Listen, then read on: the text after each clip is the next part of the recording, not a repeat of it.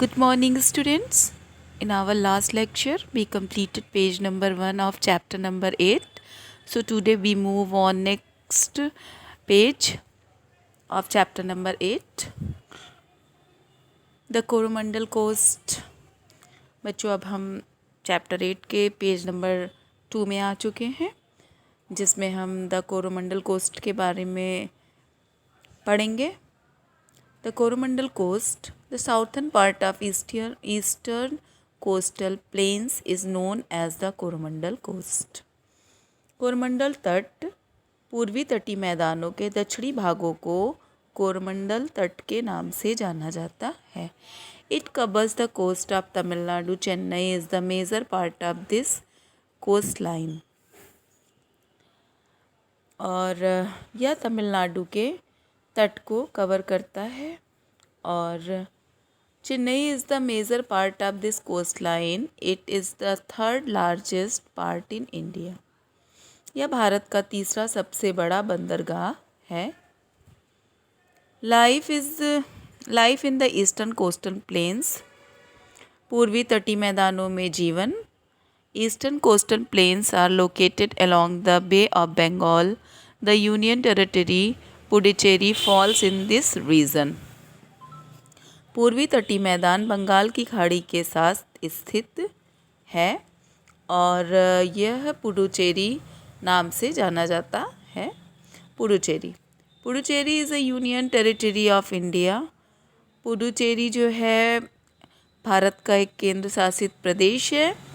It lies towards the south of Chennai और यह चेन्नई के दक्षिण की ओर स्थित है.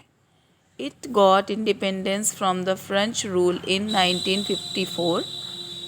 1954 में फ्रांसीसी शासन से स्वतंत्रता इसे प्राप्त हुई थी.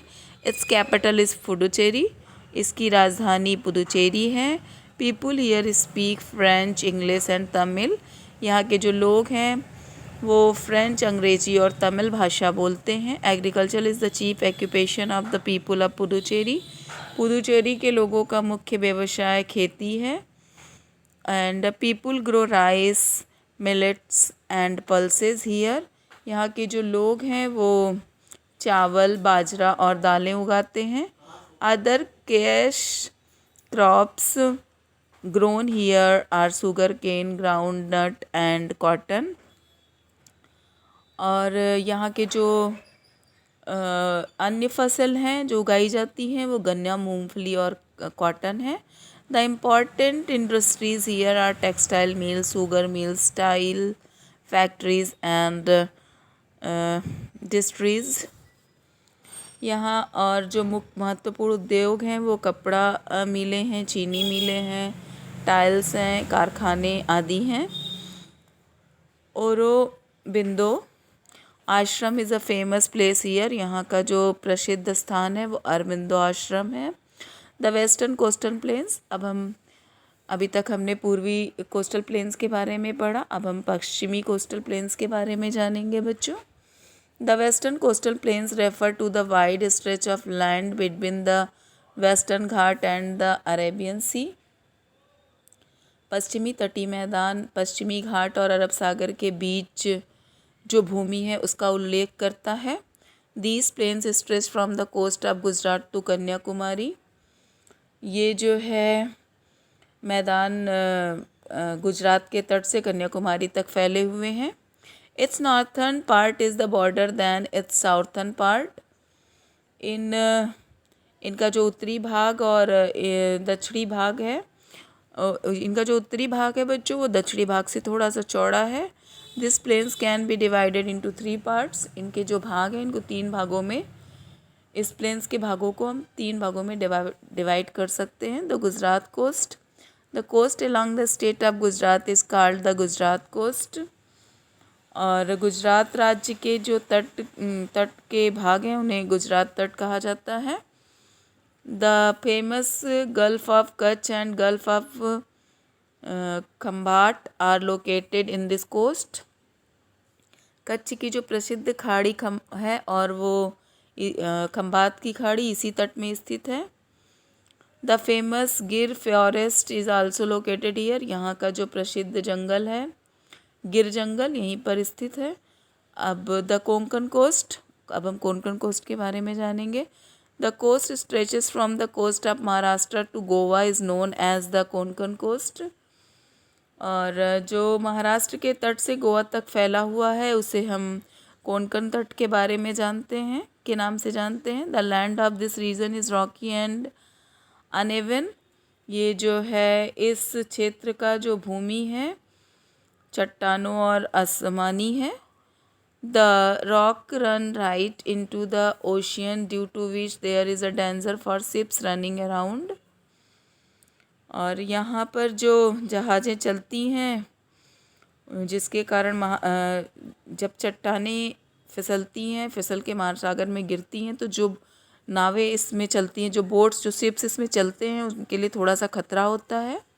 Therefore, a number of lighthouses have been built along the coast to warn the ships and boats against rocks in the water. इसलिए पानी में चट्टानों के खिलाफ जो जहाज़ और नौकाएं होती हैं उनको चेतावनी देने के लिए लाइट का भी प्रबंध किया जाता है।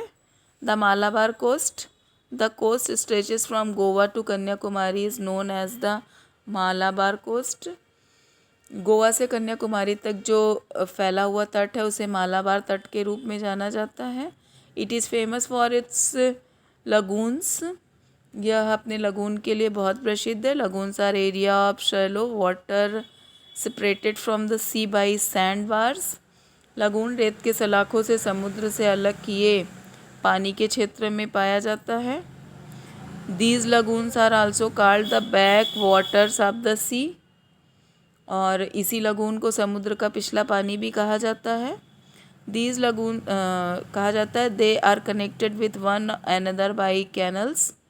ये एक नहर से दूसरे नहर से जुड़े होते हैं। These lagoons are used for navigation by boats and steamers. इस लगून का उपयोग नाव और स्टीमर द्वारा नेविगेशन के लिए किया जाता है। Life in the western coastal plains, the western coastal plains are located along the Arabian sea. पश्चिमी तटीय मैदान का जो जीवन है वो पश्चिमी तटीय मैदान अरब सागर के किनारे स्थित है। The state and union territories falling under this region include Gujarat, Goa, Kerala, Dadra and Nagar Haveli, Daman and Diu. इस क्षेत्र के अंतर्गत आने वाले राज्य जो केंद्र शासित प्रदेश हैं उनमें गुजरात, गोवा शामिल है। केरला, दादरा और नगर हवेली, दमन, दीव आदि भी हैं।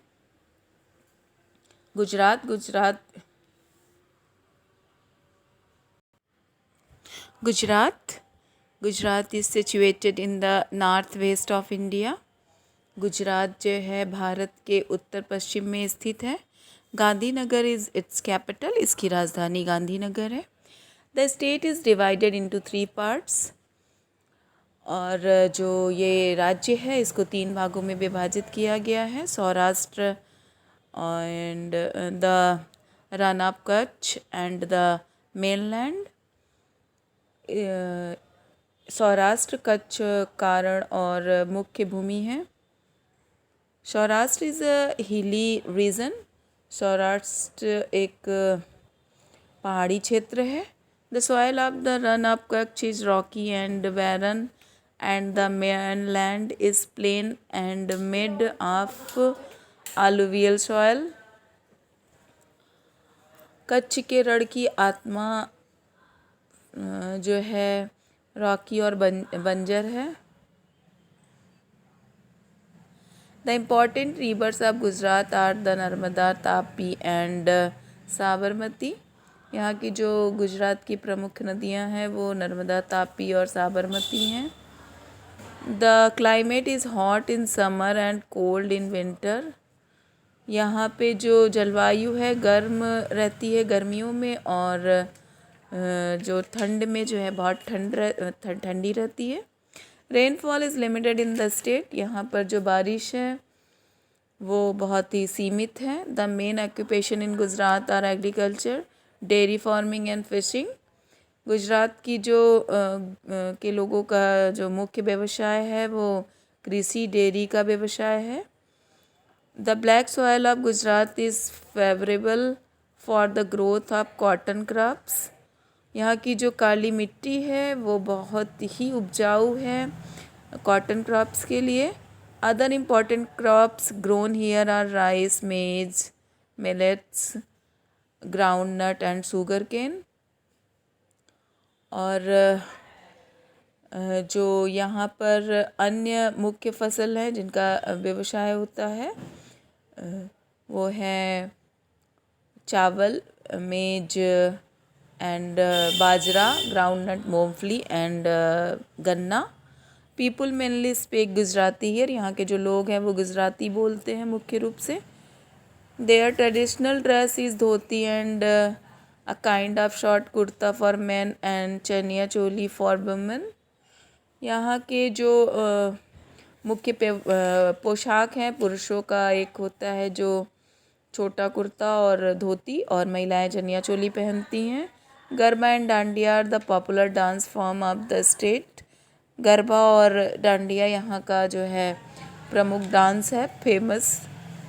साबरमती आश्रम and Jama Masjid is in Ahmedabad. Temples of Dwarka, Somnath temple and sun temple of Madurai are the place of tourist attraction. राज्य के जो सोमनाथ मंदिर, साबरमती आश्रम और जामा मस्जिद हैं, और यह मुंडेरा के सूर्य मंदिर पर्यटकों के प्रमुख आकर्षण हैं।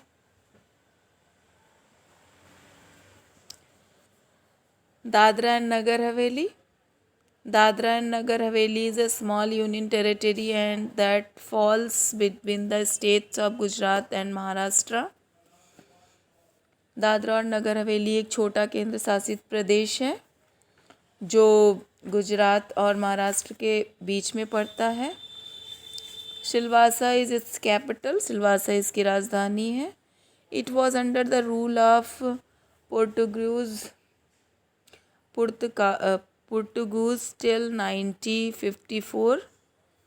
यह 1954 में पुर्तगालियों के शासन में था। Most of the people here the tribals and their chief occupation is agriculture.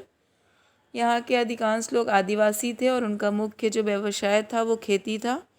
They grow rice, ragi and pulses. Gujarati is the main language of the region. यहाँ चावल की रागी और दाल उगाते थे और गुजराती यहाँ का जो मुख्य लैंग्वेज थी।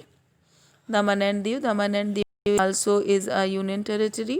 दमन एंड दीव भी एक केंद्र शासित प्रदेश है। It got independence from the Portuguese rule in 1961। और इन्हें जो स्वतंत्रता 1961 में ब्रिटिश शासन में मिली थी। दमन इज इट्स कैपिटल। दमन इसकी राजधानी है। People of the region mainly speak Gujarati. यहाँ के जो लोग हैं वो मुख्य रूप से गुजराती बोलते हैं। Their main occupations are farming and fishing. यहाँ के लोगों का मुख्य व्यवसाय खेती और मछली पालन है। The chief crops grown here are wheat, rice, millets, groundnut, pulses and beans. यहाँ के जो दूसरी मुख्य फसलें उगाई जाती हैं वो गेहूँ, चावल, बाजरा, मूंगफली, दालें और बीन्स हैं।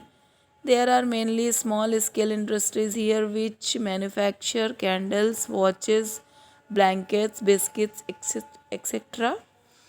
और यहाँ पर कई छोटे पैमाने पर उद्योग भी हैं जैसे जिनमें है मोमबत्ती, बिस्किट एंड वॉचेस आदि।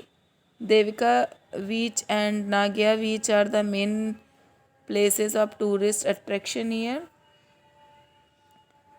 देविका समुद्र तट और नाग्या समुद्र तट यहाँ के पर्यटकों का मुख्य अट्रैक्शन है, जो आकर्षक है।